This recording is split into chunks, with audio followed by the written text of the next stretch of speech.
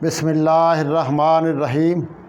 अल्लाहुम्मा सल्लि अला सय्यिदना मुहम्मदिन व अला आलि सय्यिदना मुहम्मदिन व सहाब सय्यिदना मुहम्मदिन व बारिक वसल्लम अलैहि। वाजिबुल एहतराम दोस्तों, अजीज़ों, बुज़ुर्गों, नौजवान साथियों और काबिल कदर मेरी माओ और बहनों, अस्सलामु अलैकुम व रहमतुल्लाहि व बरकातुहू। आज जिस अनवान पर मैं आपसे गुफ्तगू करना चाहता हूँ, ये बहुत ही अहम अनवान है और हमारी ज़िंदगी में अल्लाह रब्बुल इज़्ज़त अहकमुल हाकिमीन ने अपने और अपने प्यारे रसूल सल्लल्लाहु अलैहि वसल्लम के हकूक़ के बाद इन शख्सियात का हक़ अल्लाह ने सबसे ज़्यादा बयान फरमाया है। अल्लाह और उसके रसूल के बाद हम पर जिनका सबसे ज़्यादा हक़ है वो हमारे वालिदैन हैं। कुरान मजीद फ़ुरक़ान हमीद ने कहा व बिल वालिदैन इहसाना, और अपने वालिदैन के साथ हुस्न सलूक करो। और कुरान मजीद फ़ुरक़ान हमीद में कहा गया कि अपने वालिदैन के आगे उफ़ तक भी नहीं कहना है। और याद रखें, वालिदैन को अल्लाह रब्बुल इज़्ज़त ने वो मकाम अता फ़रमाया है कि नबी पाक साहिबुल औलाक सल्लल्लाहु अलैहि वसल्लम आपने इरशाद फरमाया कि तुम्हारे वालिदैन जो हैं वो तुम्हारे लिए जन्नत भी हैं और तुम्हारे वालिदैन तुम्हारे लिए दोज़ख भी हैं। अर्ज़ किया गया, या रसूलल्लाह, या हबीब अल्लाह, वो जन्नत किस तरह हैं और दोज़ख किस तरह हैं?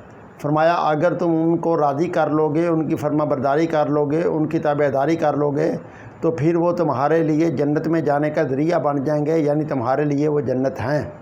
और अगर तुम अपने वालिदैन की नाफरमानी करोगे, उनको राज़ी ना करोगे, उनकी ताबेदारी ना करोगे, तो लिहाजा तुमने उनको नाराज़ कर लिया है और फिर तुम दोज़ख में जाने का वो तुम्हारे लिए ज़रिया बन जाएंगे। इस एतबार से वो तुम्हारे लिए दोज़ख हैं।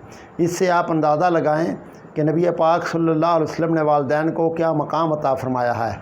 और फिर देखें वालिदैन का कितना मकाम और कितनी अज़मत है कि वो हमारे घर में तशरीफ़ फरमा होते हैं, लेकिन अल्लाह के प्यारे रसूल सल्लल्लाहु अलैहि वसल्लम ने कितना उनको मकाम और शरफ़ अता फ़रमाया है।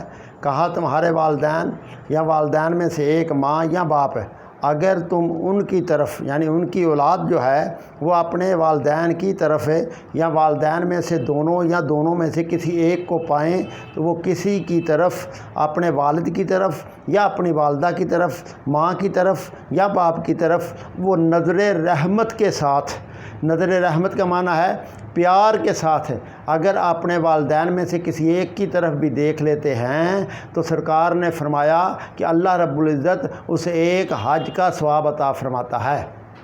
और हदीस शरीफ में आता है हज मबरूर का, यानी कि जो हज अल्लाह के तबारक व तआला कबूल फरमाता है। अमल क्या करना है? सिर्फ़ अपने वालिदैन के चेहरे की तरफ नज़र रहमत से यानी प्यार के साथ देखना है। अब ज़रा गौर फरमाएँ। अच्छा, फिर हज़ूर सरकार मदीना सल्लल्लाहु अलैहि वसल्लम के सहाबा ने अर्ज़ की, या रसूलल्लाह, या हबीब अल्लाह, अगर कोई 2 मरतबा देखे तो मेरी सरकार ने फरमाया 2 हज का सवाब है। फिर कहा, हज़ूर अगर कोई 3 मरतबा देखे, मेरी सरकार ने फरमाया 3 हज का सवाब है। फिर सवाल किया गया, हजूर ने फरमाया, मेरे अल्लाह के ख़जानों में किसी चीज़ की कमी नहीं है, अगर वह अपने वालिदैन की तरफ 100 मरतबा देखेगा तो अल्लाह ताला उसको 100 हज का सवाब अता फरमा देगा।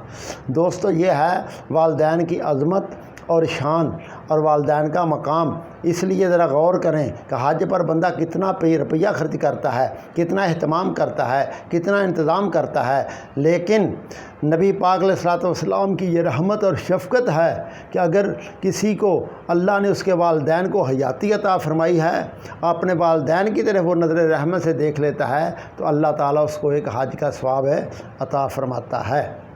ये भी मैं अर्ज़ कर दूँ, ये सिर्फ़ फ़ज़ाइल बयान हो रहे हैं कि उसको सवाब इतना का मिलेगा, लेकिन जिन पर हज खुद फ़र्ज़ है वो फ़र्ज़ अदा करना उनकर अपनी जगह पर कायम और दायम है, वो उनको अदा करना होगा।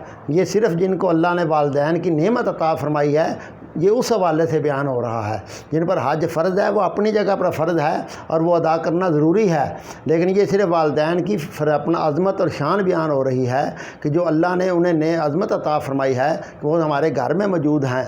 तो वे देखें कितना आसान है, कितना ही आसान है कि वालिदैन घर में मौजूद होते हैं। बंदा मोहब्बत के साथ, प्यार के साथ, उल्फत के साथ अपने वालिदैन समझकर उनकी ज़ियारत कर लेगा तो मेरी सरकार ने फरमाया उसको अल्लाह एक हज का सवाब अता फरमा देगा।